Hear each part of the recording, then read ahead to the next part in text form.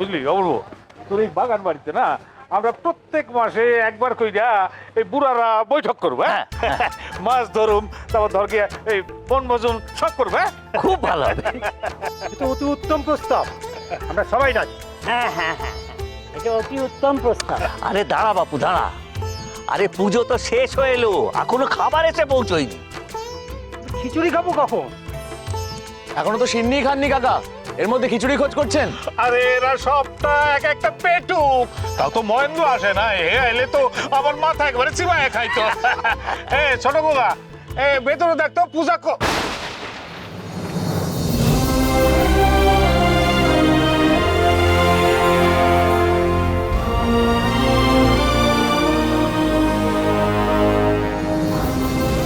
শুনেন, আজকে আমার এই গৃহপ্রবেশের দিনে তোদের বাপ বেটায় যদি মিলন হয়ে যায়, তাহলে দিনটা সার্থক হয়ে থাকবে রে।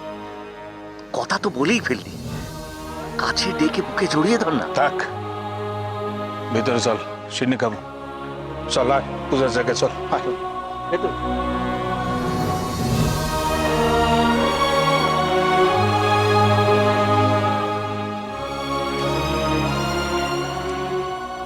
তোরা বলি আমি, কোথায় এই সুযোগে বাবার কাছে ক্ষমা চেয়ে নিবি তা না, জেদ ধরে বসে রইলি। আমি তো কোনো অন্যায় করিনি বর্দা, আরে যে ক্ষমা চাইব। ভিতরে চ, একটু পরে খাবার আসবে, কোথায় রাখা হবে জায়গাটা দেখে আসি। আয়, পরবর্তী কিন্তু পুজো কাজে ব্যস্ত। আয় আয় আয়।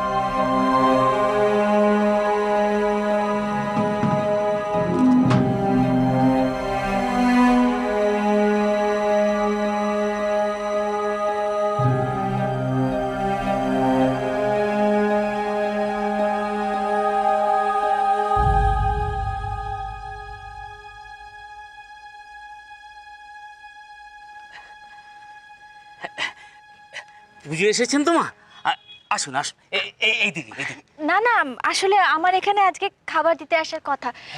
আপনি জানেন, একটু ভেতরে গিয়ে বলুন যে খাবারটা এসে গেছে।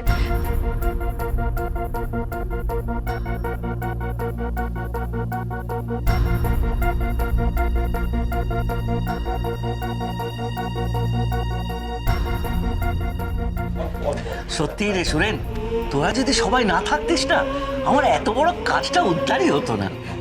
বাবু, একজন ভদ্রমহিলা না খাবার নিয়ে এসেছে, দেখতে একেবারে লক্ষ্মীপতি নেই।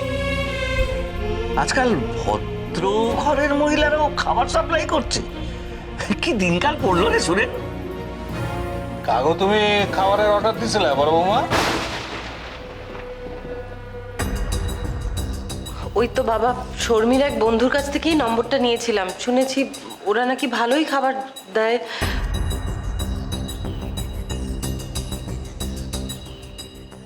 কে খাবার নিয়ে এলো?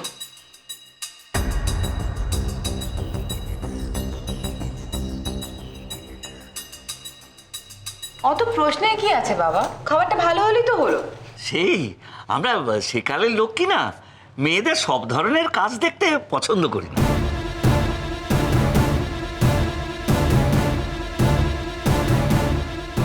খাবার তো বাড়িতে মেয়েরাই বানায় কাকা, শুধু বাইরে সাপ্লাই করলে প্রবলেম নাকি? এসব কনের কথা। আরে ভদ্র ঘরের মায়া বৌমা রইলো ঘরের আব্রু, তারা ঘরে ঘরে খাবার দিয়ে বেড়াইবো? বাবা বাবা, হয়েছে, অনেক হয়েছে। নারায়ণ পুজো হয়ে গেছে, এবার একটু পেট পুজো হয়ে যাক। চলো সবাই মিলে খেয়ে নি, চলো চল কি খাবার আনো, চল চল চল।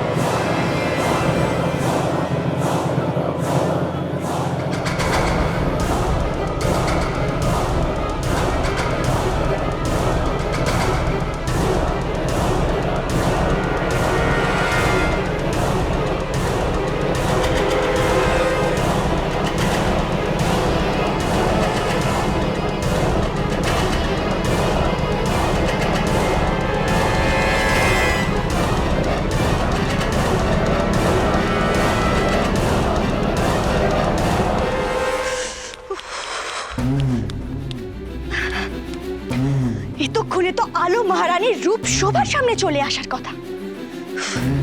ধুর। সরফ সরফ কি বলছে কে জানে। ये শর্মে ভি না কোনো কমে আসে না, ইডিয়েট একটা। ভগবান, আরে বাবা ফোন করে জানাবে না যে সুহানের তীর নিশানেতে লাগলো কিনা?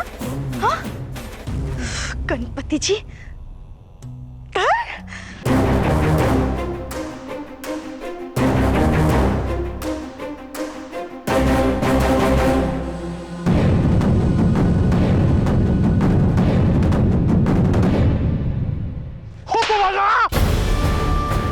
কুলঙ্গার, তুই এইভাবে বংশের মুখে চুলকানি দিলি?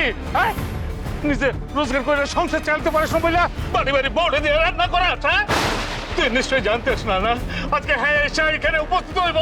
হারামজাদা, তোরা আজ আমি খুন করে ফেলাবো, খুন করে ফেলাবো। বংশের কলঙ্ক তোরা, তোরা দূরে যা, দূরে যা, তোরা তুমি একটু শান্ত হও, একটু শান্ত হও। ছোট কাকা তুই যা এখান থেকে, তুই যা। এই বলে আমার শ্বাস করে ছাড়বো। ওরে তুই আমার 20 দিলে রাখার, কাল 20 দিলে রাখ, 20 দিলে রাখার, ওর চলবে না তোর।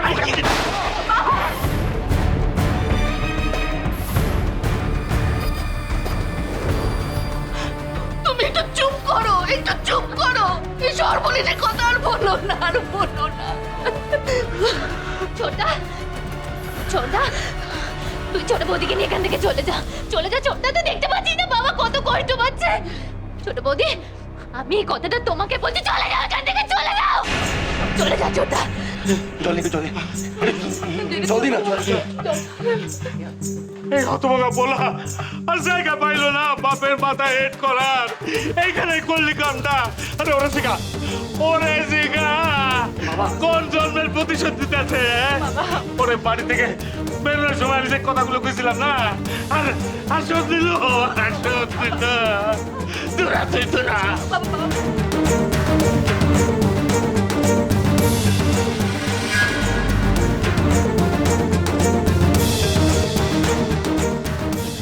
তোমার সামনে দাঁড়িয়ে মরবো আমি। এটা আমার প্রাশ্চিত্য হবে।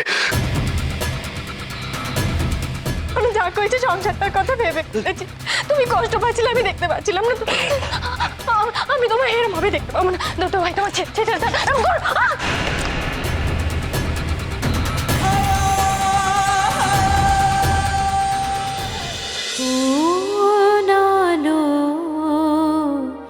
লাগলো চোখে।